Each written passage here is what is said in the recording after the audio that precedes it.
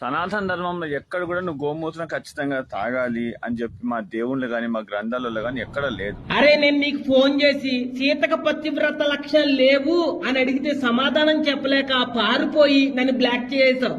అలాంటి నువ్వు గ్రంథాలు చదవకుండా ఏది పడితే అది మాట్లాడి పొరుగు తీసుకోకరా. నేను ప్రశ్న అడిగితే సమాధానం చెప్పు.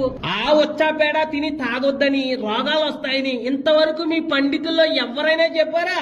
ఎవరో చెప్పలేదు. ఎందుకనంటే ఆ వచ్చా పేడ తిని తాగమని, అది అమృతమని, ఆవు అమృతానికి నాభి అని, ఆవుని ముట్టుకున్నా పట్టుకున్నా దాని చేత తొక్కించుకున్నా మీ పాపాలన్నీ పోతాయని, ఆవు చుట్టూ తిరిగితే సమస్త దేవతల చుట్టూ అనగా ముక్కోటి దేవీ దేవతల చుట్టూ ప్రదక్షిణాలు చేసినట్టేనని, ఆవులోనే మీ దేవుళ్ళు దేవతలందరూ ఉన్నారని, ఆవు దేవుడని దేవతని దైవత్వానికి సంబంధించిందని, దాన్ని కొట్టి చంపొద్దు అని మీ గ్రంథాల్లో అనేక చోట్ల రాసింది. అందులో ఒక్కటి చెప్తున్నాను.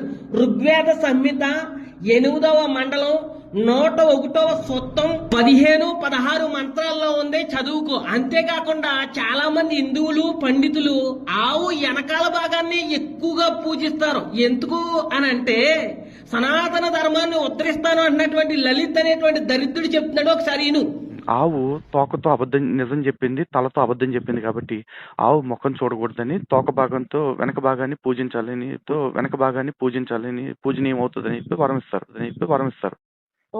గోమాత విషయంలో కూడా మొహం చూడొద్దు, మొహం చూస్తే ఏమి కలిసి రాదు, వెనక భాగాన్ని పూజిస్తే అదృష్టం అన్నారు.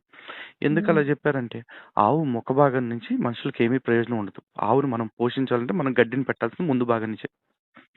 కానీ ఆవు మనకి ఏది ఇచ్చినా, గోమూత్రం గాని, గోమయం గాని, గోక్షీరం గాని ఏదొచ్చినా వెనక భాగం నుంచే వస్తుంది. కాబట్టి మనం దేని నుంచి అయితే ప్రయోజనం పొందుతున్నామో దాన్ని ఎప్పుడూ గౌరవించాలి, దాని పట్ల కృతజ్ఞత చూపించాలి అని చెప్పటం కోసం ఆ వెనక పృష్ఠ భాగాన్ని పూజించాలి అని చెప్పేసి చెప్పారు.